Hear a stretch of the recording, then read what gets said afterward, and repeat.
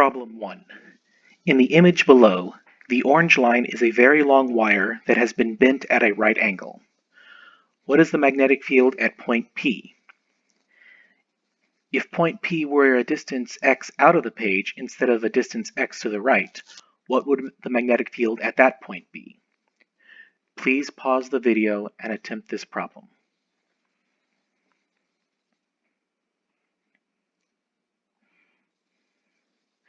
So a wire bent like this can be thought of as two half-infinite wires.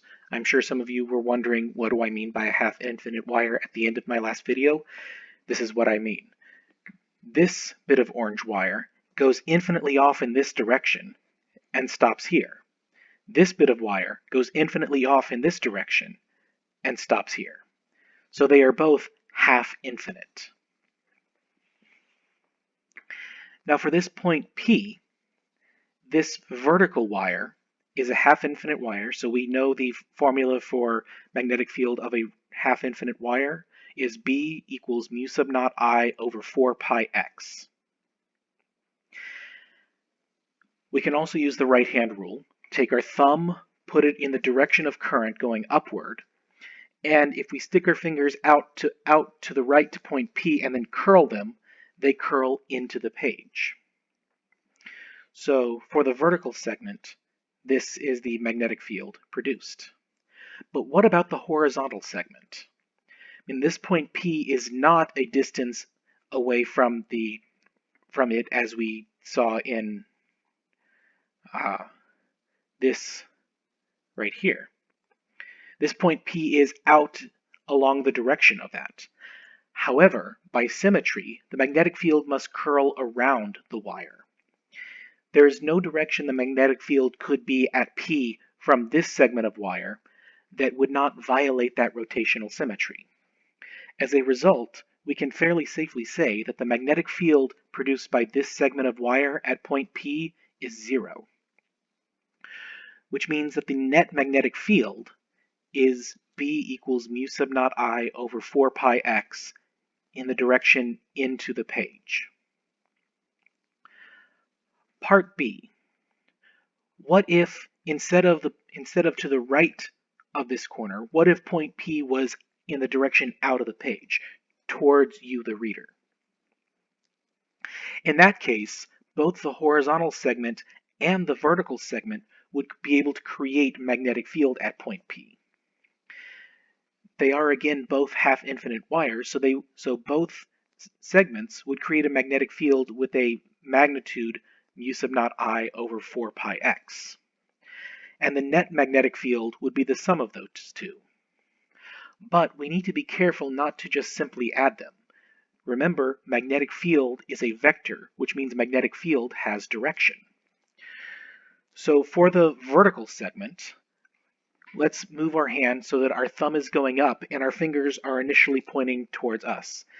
This is a little awkward to do, but if you do that and then curl your fingers, you see that your fingers curl to the right.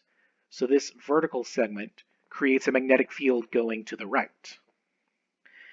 For this horizontal segment, if we hold our hand so that our thumb is pointed to the left and our fingers are pointed out of the page, and when we curl our fingers curl up. So this vertical segment creates a magnetic field to the right. This horizontal segment creates a magnetic field up. The net magnetic field will then be a diagonal up and to the right. We can use the Pythagorean theorem to find its magnitude is the square root of 2 mu sub naught I over 4 pi x, and it's angled 45 degrees counterclockwise from the positive x-axis.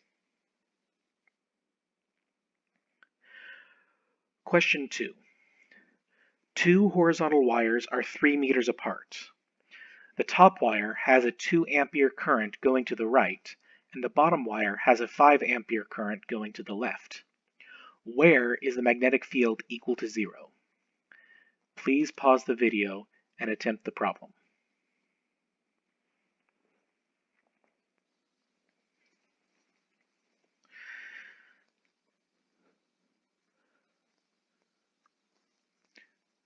So this problem is similar to the where is electric field equal to zero problems that we saw in the electrostatics case.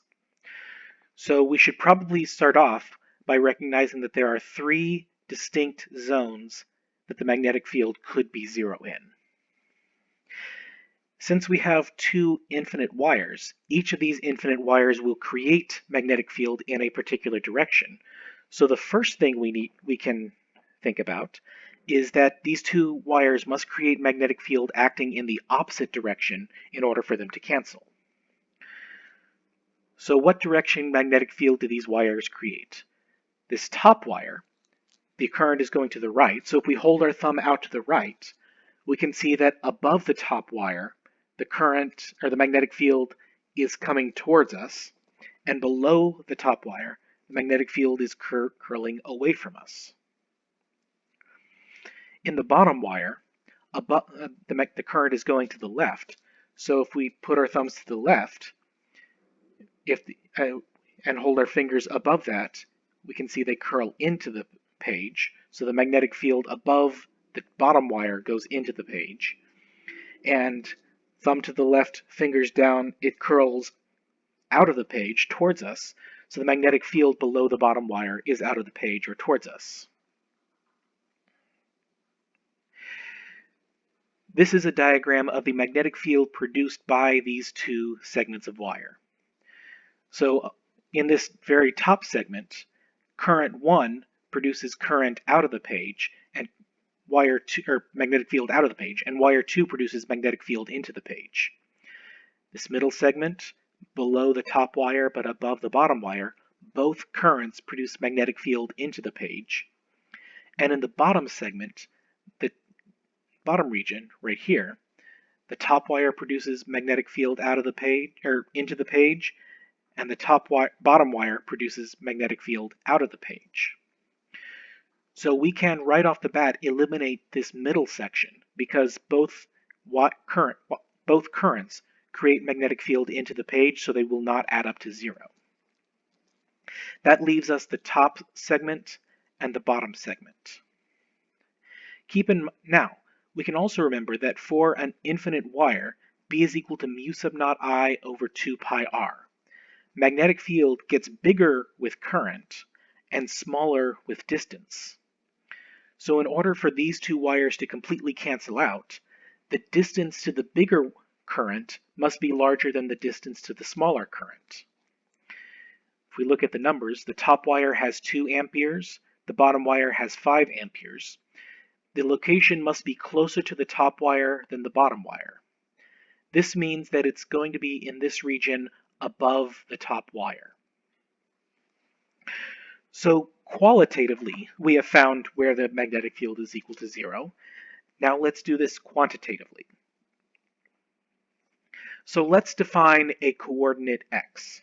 X is the distance from this top wire to the point where the magnetic field is equal to 0. Given that x, I can find the magnetic field of both wires. Of the top wire, it's mu sub naught I over 4 pi x. And for the bottom wire, it's mu sub naught I over 4 pi times x plus d, because the distance from this bottom wire to this point is x plus d. I want to find the point where they have equal magnitudes, so I can set these two equal to each other. Mu sub naught I top over 4 pi x equals mu sub naught I bottom over 4 pi x plus d. Now, let's plug in the numbers that we have.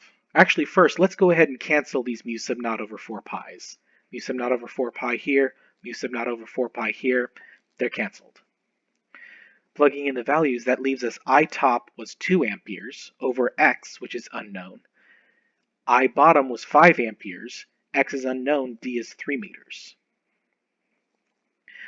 So next, let's cross multiply. So x plus 3 meters multiplies up to here, x multiplies up to here, and that gives us 2 amperes x plus 6 ampere meters equals 5 amperes x. Subtracting 2 amperes x from both sides leaves us 6 ampere meters equals 3 ampere x.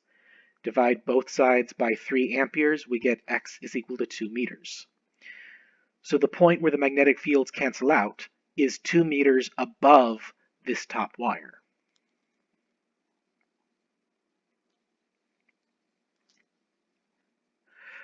Problem 3.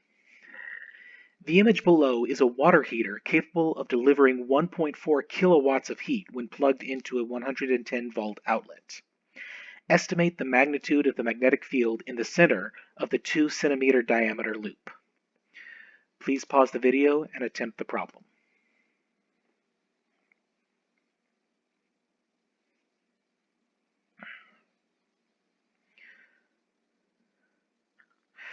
All right, so first, let's try to think about the geometry of this problem. We have a wire, bottom wire here, a top wire here, and then we have a loop, which looks like it loops 1 full time plus, well, let's call this plus 135 degrees. So that's 1 full loop plus an additional 5/8 of a loop. So 1 5/8 loop in radians, that is 3.25 pi radians. Now this is an estimate. If you estimated something different, that is all right.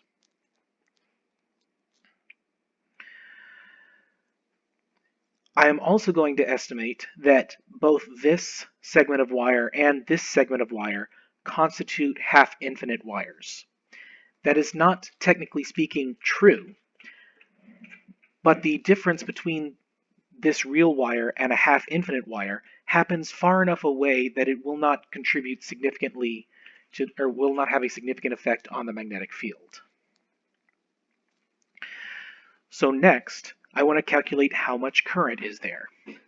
Well, the information I have is that it delivers 1.4 kilowatts of heat when connected to a 110 volt outlet.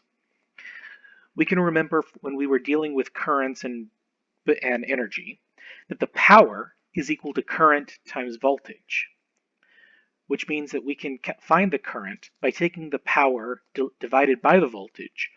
1400 watts divided by 110 volts gives 12.73 amps.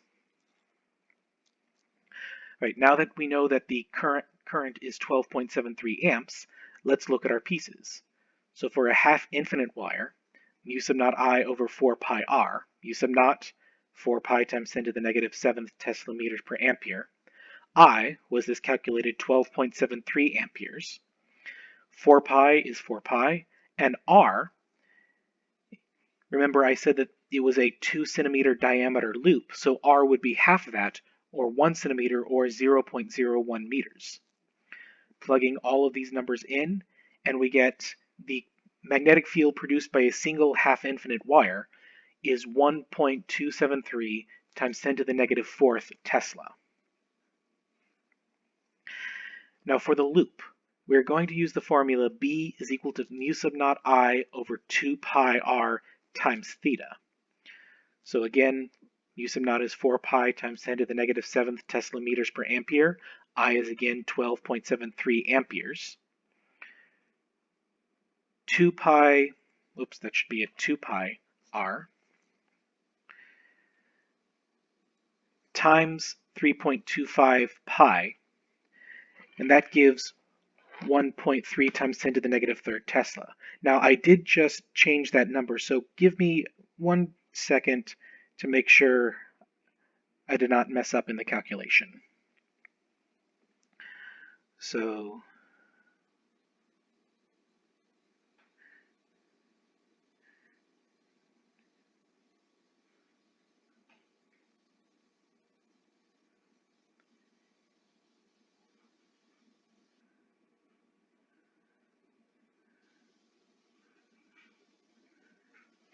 yep, I did make a mistake in the calculation. That should be 2.6 times 10 to the negative 3rd Tesla.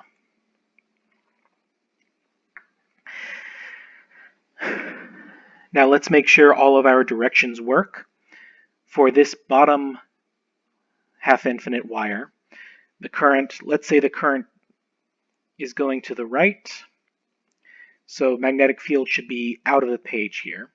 For this loop of wire, have our thumb follow that loop of current around. Again, that pulls the magnetic field out of the page. And for this half-infinite wire, the current is going back to the left, and so that is also producing magnetic field out of the page.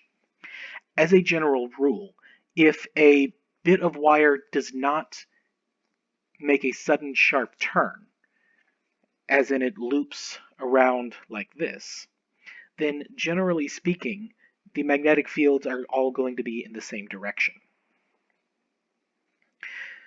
So there are two half-infinite wires that are each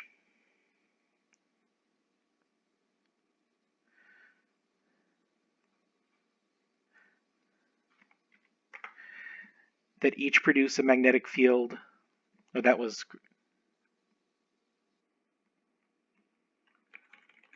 it's this one that's. So there are two half-infinite wires that each produce 0.1273 times 10 to the negative third. I had to change that so these would both have the same exponent. Plus one infinite wire that produces a 2.6 millitesla field. So 2 times this plus this gives us 2.85 millitesla as our final answer.